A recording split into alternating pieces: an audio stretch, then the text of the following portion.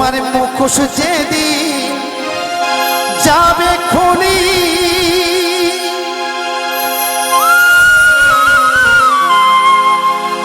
বাহির হবে পাপের ঝুলি। সেদিন যতই চেল্লাও কণ্ঠ খুলি, যতই চেল্লাও কণ্ঠ খুলি, বাঁচতে পারবে না। মনে রেখো পাপ কখনো বাপকে ছাড়ে না।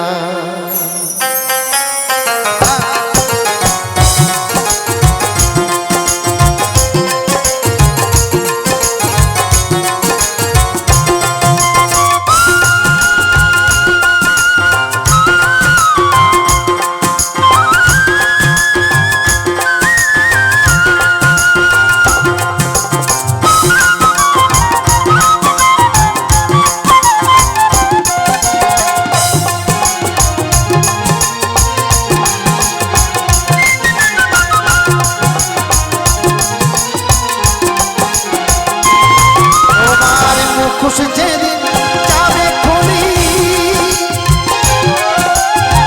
বাহির হবে পাপের ঝুলি।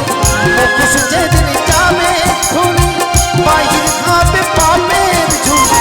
যতই চেল্লাও কণ্ঠ খুলি, যতই চেল্লাও কণ্ঠ খুলি, বাঁচতে পারবে না। মনে রেখো পাপ কখনো বাপকে ছাড়ে না। মনে রেখো পাপ কখনো বাপকে ছাড়ে না।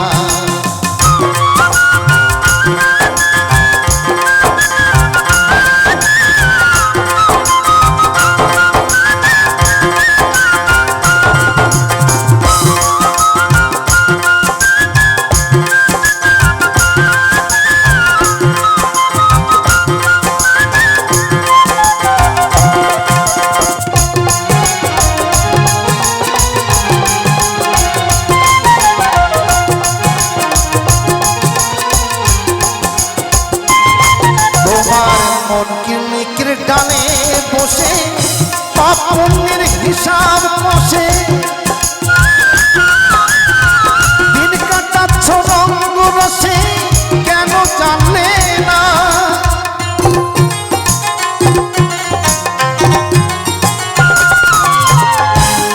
আমরা তো পাপ করে চলেছি বাবা। আচ্ছা বলতে পারি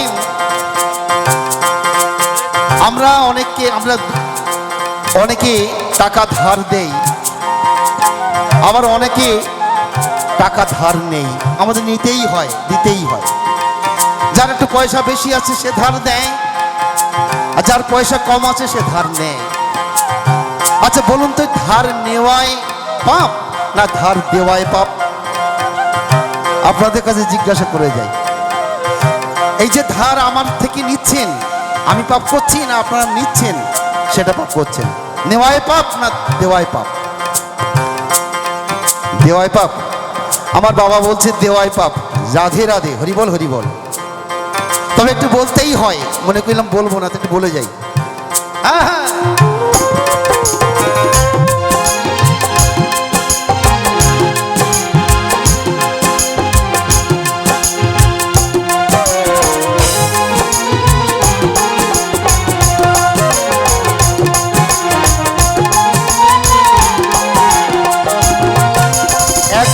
দুই বন্ধু, ওমা ভালো করে লক্ষ্য করবেন আমার কথা দিকে। একজনেরা দুই বন্ধু, একটা বন্ধু রেলের চাকরি করে, আর একটা বন্ধু ব্যবসা বাণিজ্য করে। যে বন্ধু ব্যবসা বাণিজ্য করে তার খুব অভাব, বিয়ে থা করেছেন।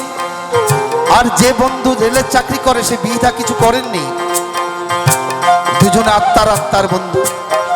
যে ব্যবসা করে সে বন্ধু তার বন্ধুকে বলছে, বন্ধু তুই যদি আমার কিছু টাকা পয়সা দিস তাহলে আমি ব্যবসাটা বড় করতে পারি।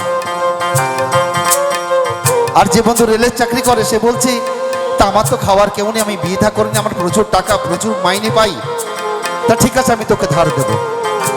তাই 1 কোটি টাকা ধার দিয়েছে বন্ধুকে।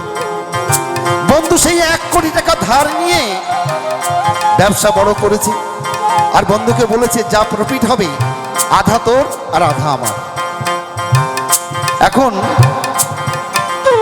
কিছুদিন পরেই বন্ধুকে ডেকে বলছে, বন্ধু এত টাকা লাভ হয়েছে, তা তুই অর্ধেক নে। সেই রেলের চাকরি করে যে বন্ধু, সেই বন্ধু বলছে তুই ব্যবসা লাগিয়ে দে, আমার তো এখন দরকার নেই, যখন দরকার হবে তখন দিস, তুই বড় কর ব্যবসা।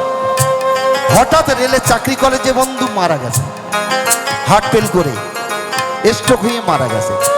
আর এই যে বন্ধু টাকা নিয়েছিল 1 কোটি, সে লাভালাভি শুরু করেছে, আমার 1 কোটি টাকা আর দিতে হবে না, মৌখিক হয়ে গেল, তো ছেলে নেই, ও বিয়ে করেনি, ও টাকা আমার আর দিতে হবে না। বন্ধু মরে গেল, আর এ তখন মনে আনন্দ, মনে মনে দুঃখ পাচ্ছে, আবার ভীষণ হাসছে, তার কারণ ওই 1 কোটি টাকা তো আমার আর দিতে হচ্ছে না। এখন ভীষণ আনন্দ, বন্ধু মরে গেছে, টাকা দিতে হবে না। তারপরে কিছুদিন পরে একটা ছেলে হয়েছে, ছেলে হলে আরো আনন্দ, আনন্দের উপরে আনন্দ যে আমার ছেলে হয়েছে। ছেলেটা বেশ 15-16 বছর বয়স হয়ে গেল। ছেলেটার একটা কঠিন রোগ এসে গেল, সেই রোগে ডাক্তার দেখাচ্ছেন, এ ডাক্তার ও ডাক্তার, এ হসপিটাল ও নার্সিংহোম, টাকা পয়সা সব একের পর এক ঝড়ের মতন। আর বাবার কাজ কি, সন্তানের যদি কিছু হয়, যে প্রকৃত বাবা তার শেষ বিন্দু রক্তটুকু বিক্রি করে বাবার চিকিৎসা করবে, সন্তানের চিকিৎসা করবে বাবা। এখন সন্তানের পিছনে সমস্ত টাকা পয়সা সব চলে গেল, এমনকি নিজের বাড়ি কানা ছিল বিক্রি করে ছেলের পিছনে গেল, ছেলের রোগ ভালো হলো না। যখন সর্বশান্ত হয়ে গেল, ছেলে মরে গেল, হাতে মাত্র 2000 টাকা। বাড়ি যে যজ্ঞ করবে, ছেলের শ্রাদ্ধ শান্তি করবে, উপায় নেই। গঙ্গার ঘাটে গিয়ে পান্ডা ডেকে ছেলের ওই 2000 টাকা খরচ করে ছেলের শ্রাদ্ধ করে গঙ্গার কিনারায় বসে কাঁদছে। এমন সময় এক সাধু মহারাজ এসে বলছে, ওর এই কান্নাকাটি দিকে হো হো হো করে হেসে পড়েছে। তখন বলছে, আমি আমার ছেলের শোকে কাঁদছি আর তুমি হাসছো? বলে, আমি তোকে দেখে হাসছি না রে, তোর কৃত কর্মের জন্য আমি হাসছি। তোমার কৃত কর্ম কত খারাপ, তার জন্য আমি হাসছি। তোর একটা বন্ধু ছিল, তার কাছ থেকে ধার নিয়েছিলি, সে মারা গিয়েছিল, তাকে দেখতে গিয়েছিলি না। যে টাকা নিয়েছিলি শোধ দিয়েছিলি না। যে টাকা নিয়েছিলি তার বন্ধুর জন্য কোনো দান করেছিলি, কোনো লোক খাইয়েছিলি, কোনো মন্দির দান করেছিলি কিছু টাকা পয়সা? না। আনন্দ করেছিলি বল? হ্যাঁ। তোর এই বন্ধুটাই আজ তোর ছেলে হয়ে জন্মগ্রহণ করেছে, আর সেই ছেলে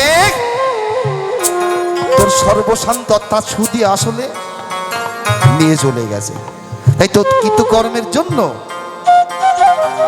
আমি হাসছি। তাই দেখেছেন, ধার নেওয়ায় ক্ষতি না দেওয়ায় ক্ষতি। ধার যে দেয় তার ক্ষতি নয়, যে নেয় তার ক্ষতি। জয় রাধে মাগো। তাই বলছি বাউল, ওরে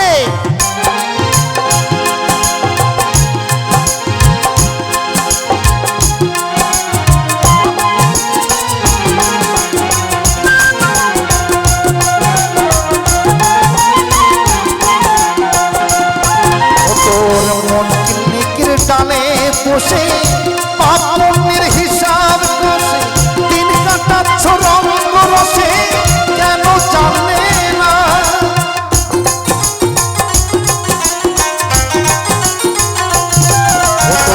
তোর মনের ডালে বসে পাপনের হিসাব বসে দিন কাটাচ্ছ রঙ রসে, কেন জানলে না?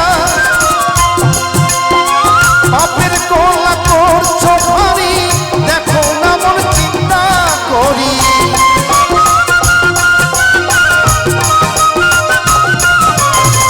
বাপের গোলা করছো ভারী, দেখো না মন চিন্তা করি। যতই করো ছলটা তুরি, যতই করো ছলটা তুরি, জমে ছাড়বে না। মনে রেখো বাপ কখনো বাপকে ছাড়ে না। মনে রেখো বাপ পাপ কখনো পাপকে ছাড়ে না।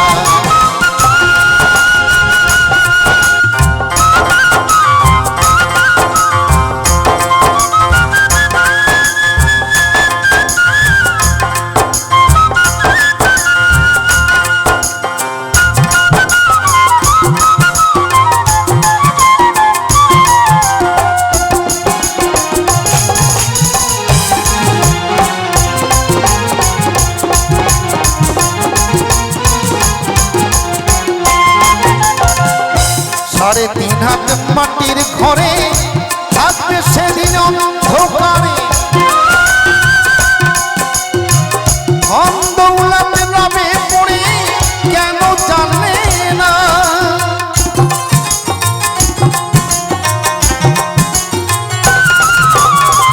তুমি যতই টাকা পয়সা গাড়ি বৌড়ি জায়গা বিষয় সম্পত্তি করো না কেন, তোমার জন্য মাত্র 3.5 হাত জমি। তাই বাউল বলছে 3.5 হাত মাটির ঘরে থাকবে তুমি অন্ধকারে, অন্ধকারে নামে পড়ে কেন জানলে না? ভেবে কয় বিকাশ দাসে গভীর ধ্যানে ভাবি বসে,